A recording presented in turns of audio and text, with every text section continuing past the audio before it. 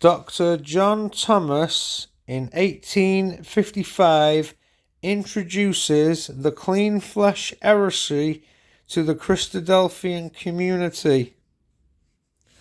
So let's turn to the page now, and this is the page here.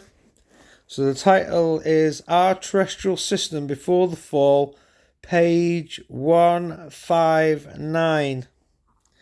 So it starts off here though with this little article where somebody is writing to Dr. Thomas, and the person says, "My notion is that all creation became corrupt at the fall, even to the elements, and that all created things below man, both animal and vegetable, partook of the nature of the curse. Therefore they became corrupt." So let's see what Dr. Thomas is saying. This is where he introduces the Clean Flesh Heresy. Our friend says that his notion is that all creation became corrupt at the fall, even to the elements. This is the general idea. Moses tells us very plainly that when the terrestrial system was completed on the sixth day, that God reviewed all that he had made and pronounced it very good. But in what sense is it very good? In an animal and physical sense, for it was a natural and animal system, not a spiritual one.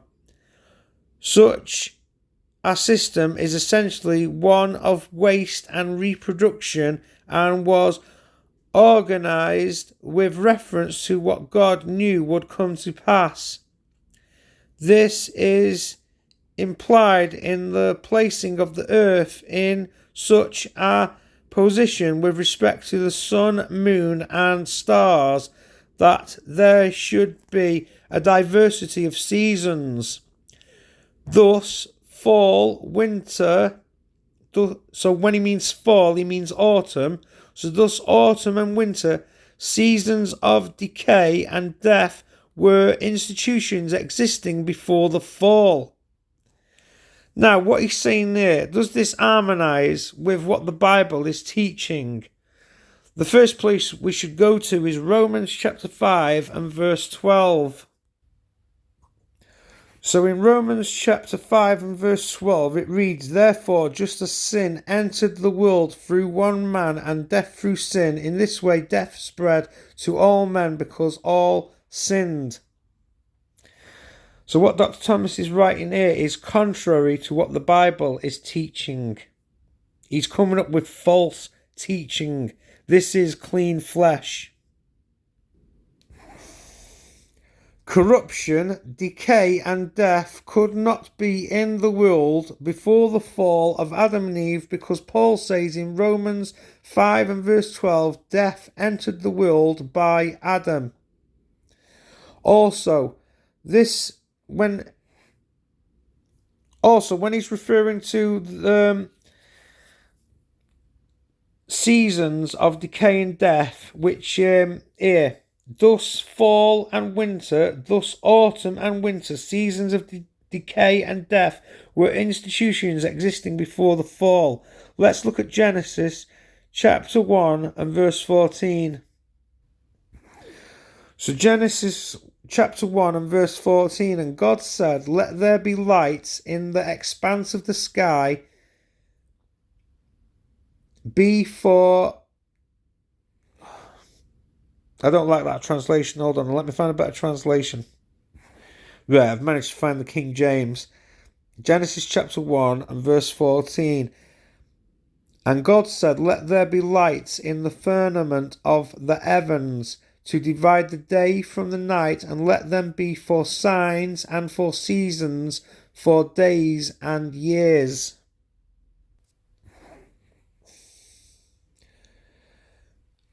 So in this Genesis chapter 1 and verse 14, it's not in the present tense, it's in the future tense.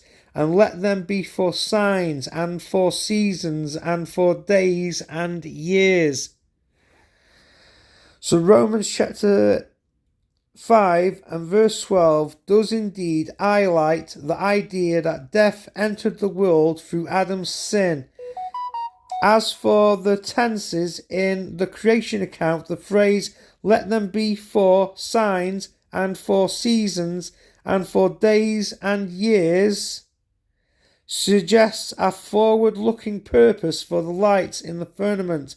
This indicates a plan for their future use rather than implying that decay, corruption, or death existed prior to the events described in the creation account.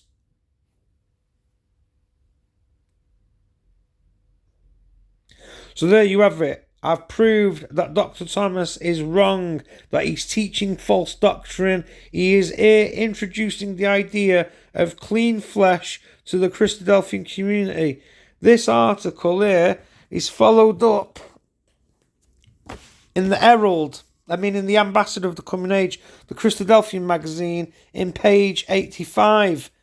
And Robert Roberts basically endorses this article by writing something very similar to it. So,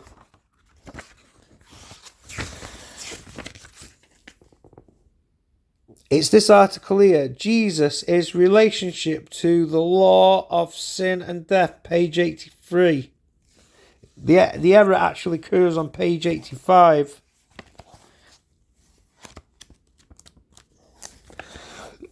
So this is the article. So there's nothing wrong here on this page.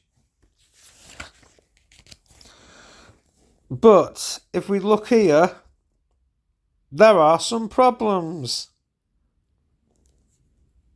Wrong. Sin is a surname. See Help Israel, chapter 4. So Robert Roberts here is saying that sin is a metonymy and it's not a surname.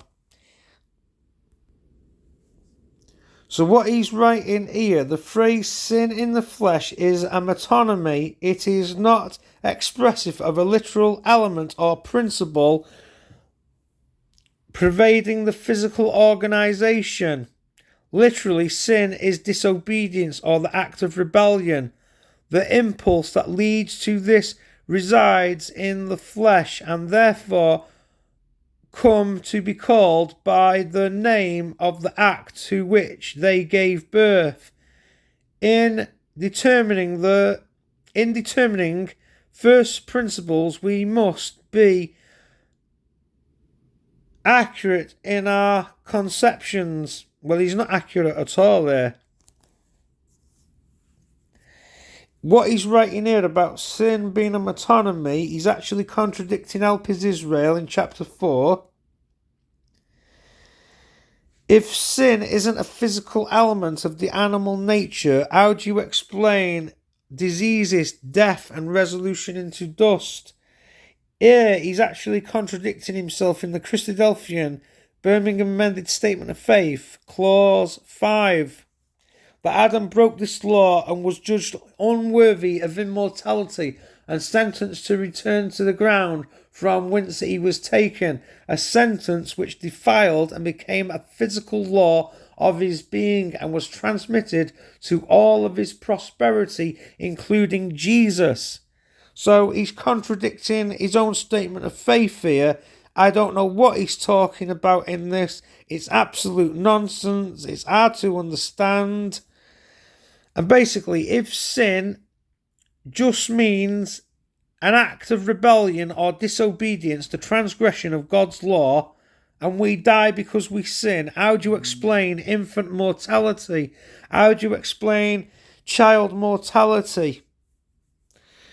Newborn babies do not die because they have broken God's law or because they are rebellious or disobedient. They die because of cellular decay, cellular aging, and that's what sin is. Sin is that physical element of the animal nature which causes all diseases, death, and resolution into dust. So I've shown here that Robert Roberts and Dr. Thomas are both introducing a type of clean flesh. In this is definitely clean flesh here. You can tell The phrase sin in the flesh is a metonymy. It is not expressive of a literal element or principle pervading the physical organisation. This is clean flesh.